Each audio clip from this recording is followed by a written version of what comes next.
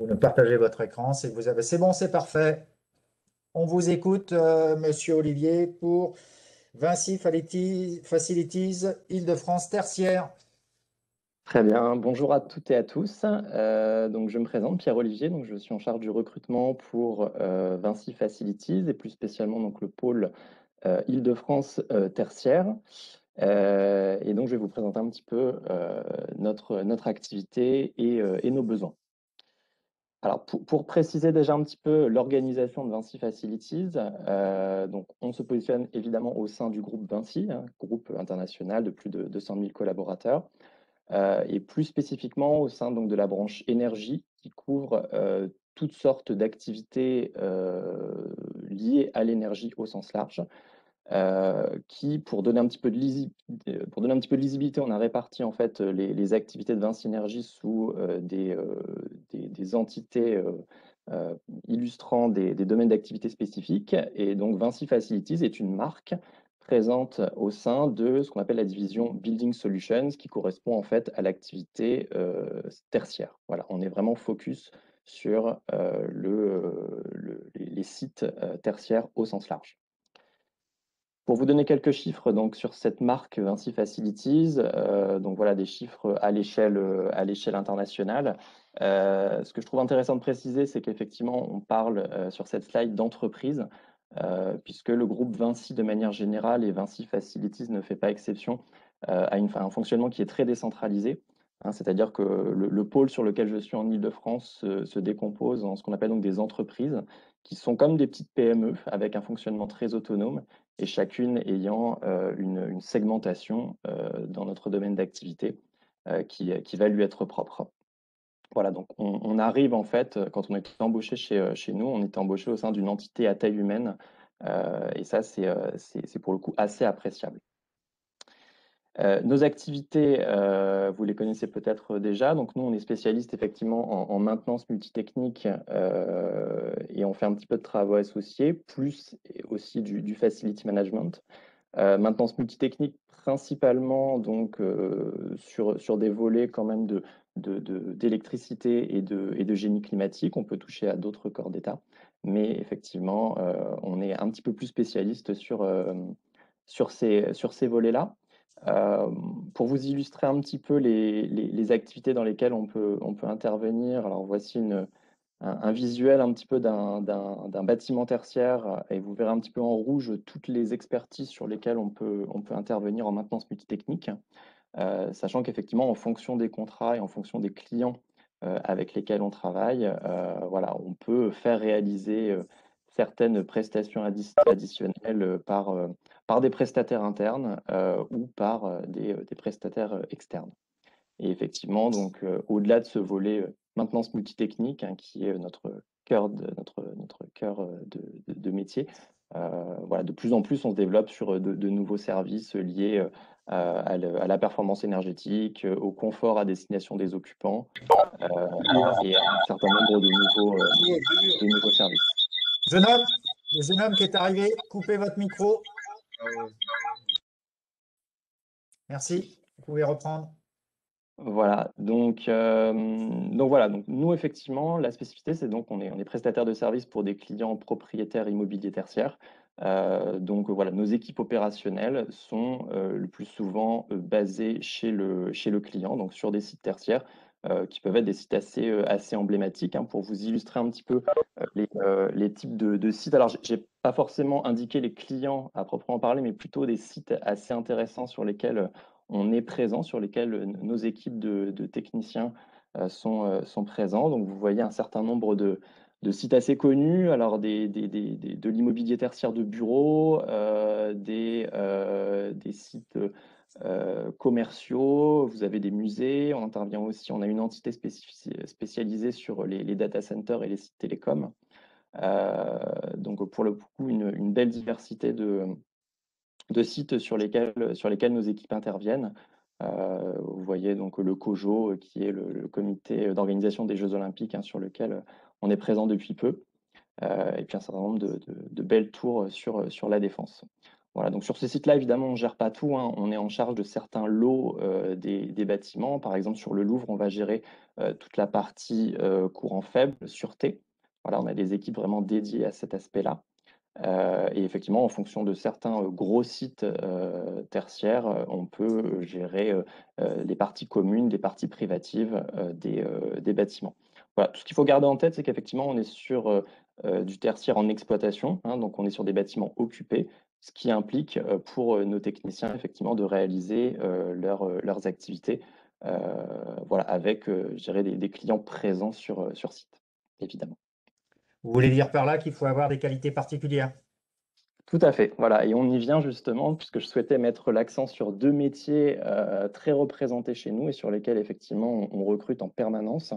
Le premier est le technicien de maintenance, donc qui est vraiment, la première personne sur site, hein. C'est vraiment, la personne qui va intervenir en fonction des demandes, auprès des clients, donc à la fois sur de la maintenance, corrective et puis évidemment pour gérer le préventif. Sachant qu'effectivement, nous, on est présents sur des sites dans le cadre de contrats qui peuvent durer plusieurs années, hein, donc forcément, ça nous laisse le temps de mettre beaucoup de choses en place et puis, justement de gérer ce volet maintenance avec beaucoup beaucoup de qualité dans notre prestation. Et comme vous le voyez, effectivement, c'est un métier qui n'est pas que technique, hein. Pour le coup, il y a vraiment un fort sens du service qui est attendu, un relationnel, puisqu'effectivement, on est amené à croiser en permanence les occupants des bâtiments. Donc voilà, beaucoup de qualités humaines qui vont être attendues, qui vont permettre à la personne, effectivement, d'être performante dans ses missions. Voilà. Technicien de maintenance, c'est un terme assez générique, hein, pour le coup, on peut recruter aussi bien des profils multitechniques que des profils un petit peu plus focalisés, par exemple, sur du courant fort, sur du CVC. On a aussi des profils frigoristes qui vont être spécialisés vraiment sur le volet froid. Voilà, on peut avoir différents types d'expertise sur ces profils-là. Et effectivement, donc, comme on le verra après, ce sont des profils que je recrute moi aujourd'hui euh, en alternance, hein, dans le cadre de bac pro, de BTS ou éventuellement sur certaines fonctions un petit peu plus spécialisées en licence. Voilà. Deuxième peut-être focus sur le métier de responsable d'affaires, qui est pareil un métier très représenté, qui va plutôt être là à destination de profils ingénieurs ou parfois de profils techniciens qui auront évolué chez nous et monteront en compétence sur ce volet à la fois, on va dire, de management d'équipe et de relations clients. Donc là, le responsable d'affaires, c'est vraiment la personne qui va gérer en face à face et au jour le jour la relation avec nos clients, qui va manager les équipes techniques et qui va être un petit peu le garant de la rentabilité de ces contrats, hein. Donc, c'est une personne qui va gérer un portefeuille de contrats et de sites. C'est une sorte de mini chef d'entreprise, hein, pour le coup. Donc, ça effectivement, c'est une fonction dans laquelle on recrute un certain nombre comme je le disais, d'ingénieurs ou de personnes passées par le terrain et qui évoluent ensuite sur des aspects un petit peu plus de management. Euh, Est-ce qu'à ce stade, vous pouvez dire un mot, revenir juste une slide en arrière, peut-être que vous le direz après, mais excusez-moi, Monsieur Olivier, est-ce qu'on peut rentrer à gauche en tant que technicien et est-ce qu'on peut passer à droite sur ce que vous disiez, sur des missions différentes, plus importantes, avec plus de responsabilités, en combien de temps? Alors, tout va dépendre de la personne. Alors nous, effectivement, on a évidemment des logiques d'accompagnement pour faire monter en compétence les personnes. Pour un jeune qui arrive chez nous, donc, alors on a plusieurs cas de figure. On a des personnes qui arrivent dans le cadre de leur formation pour devenir technicien et qui poursuivent leurs études assez naturellement. Donc voilà, ça, on va dire que c'est vraiment des personnes qui sont en poursuite d'études jusqu'à une école d'ingénieur, par exemple, qui deviennent responsables d'affaires. Et puis après, par la voie, on va dire, de l'expérience professionnelle, des personnes qui démarchent chez nous en tant que technicien. Alors évidemment, il peut y avoir des échelons avant de devenir responsable d'affaires, hein, c'est-à-dire qu'un technicien peut devenir ensuite chez nous chef d'équipe, c'est-à-dire qu'il va manager une équipe de techniciens de maintenance. Il peut aussi passer ensuite responsable de site. Un responsable de site, là, pour le coup, c'est une personne qui va, comme son nom l'indique, gérer un site, une équipe, mais là, avoir des volets de relations clients, de pilotage de prestataires, de chiffrage aussi pour certains contrats additionnels Et là, pour le coup, effectivement, c'est une façon de monter vraiment en compétence sur de nouveaux aspects. Et effectivement, après, responsable d'affaires, donc ça peut se faire sous, on a plein de cas de figure, sous, pourquoi pas 5 ans, entre 5 et 7 ans peut-être. Mais voilà, on a des personnes à fort Mhm. potentiel qui évoluent beaucoup D'accord, plus vite. d'accord. Il vous Voilà. reste 1 minute 30. D'accord. Alors très rapidement, voilà, quelques engagements effectivement qui nous tiennent à cœur chez Vinci Facis et chez Vinci. Euh, donc un volet vraiment d'agir pour l'environnement. Donc ça, ce sont des vrais engagements auxquels Vinci pour lesquels Vinci s'engage d'ici à 2030 en termes de réduction de CO2. Un volet lié à la sécurité, qui est un aspect très important par rapport à nos techniciens qui sont sur site, qui interviennent sur des volets très techniques. Donc voilà, nous, on a toute une démarche qu'on appelle Safety Excellence, où effectivement l'idée, c'est d'aller vers le zéro accident. Quelques chiffres aussi sur donc ce qu'on appelle nos richesses humaines, qui sont nos collaborateurs, hein. Vous avez quelques chiffres sur le recrutement des stagiaires, des alternants et des jeunes en général. On a 2 entités aussi chez nous pour Vinci Facilities qui vont permettre aux collaborateurs de se développer en interne. Donc ça, une personne qui est embauchée chez nous après son stage ou son alternance a la possibilité évidemment voilà, de gagner de nouvelles compétences. Et puis voilà, quelques engagements qu'on a à côté à destination de nos territoires. L'idée, c'est que Vinci est très présent sur les territoires, donc on met beaucoup de choses en place pour le recrutement de personnes soit issues de quartiers défavorisés, soit de personnes en situation de handicap. Et aussi, on agit beaucoup pour la mixité professionnelle. Comme on a pu le dire sur une présentation précédente, pour le coup, on cherche vraiment aussi à recruter de plus en plus de femmes pour diversifier nos équipes. Voilà. Et juste pour terminer, un petit nuage de mots avec quelques éléments clés, quelques concepts clés pour arriver chez nous.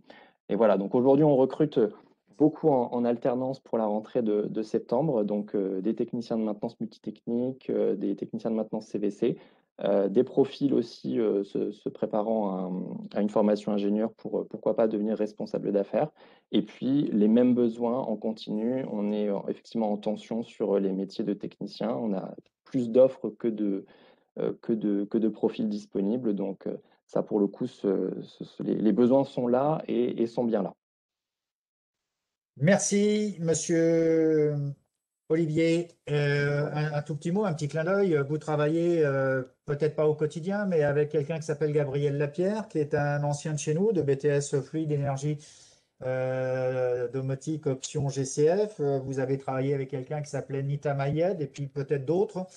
Tout à fait. Voilà pour donner des images et des représentations aux étudiants qui sont de l'autre côté, qui écoutent. Voilà, donc oui, tout à fait. Alors Gabriel était déjà intervenu au lycée Raspail. Absolument. Voilà, il a un parcours assez génial, hein, puisqu'il a commencé, donc je Un crois en bac BTS, professionnel, un BTS bac pro BTS, et et école ensuite d'ingénieur. voilà, les arts et métiers en bac plus 5. Et voilà, il a été embauché à l'issue de son alternance chez nous. Il est aujourd'hui responsable d'affaires. Il a un beau périmètre. Et voilà, et donc c'est un exemple parmi tant d'autres parce qu'effectivement, on a plein de cas comme ça de jeunes qui arrivent chez nous et qui évoluent très vite. Merci. J'en profite pour, je ne sais pas si vous pouvez faire remonter, Attalion qui était présent juste avant, Monsieur C, a eu la bonne idée de nous aiguiller sur sa taxe d'apprentissage. Pensez à le faire remonter à vos entités. C'est C'est bien, basé sur la masse salariale. C'est 13% de ce qui reste et ça nous aide. Merci, Monsieur c'est Olivier. bien dit, c'est bien réfléchi. Parfait, très bonne journée. Arrêtez le partage pour qu'on récupère l'écran. Merci.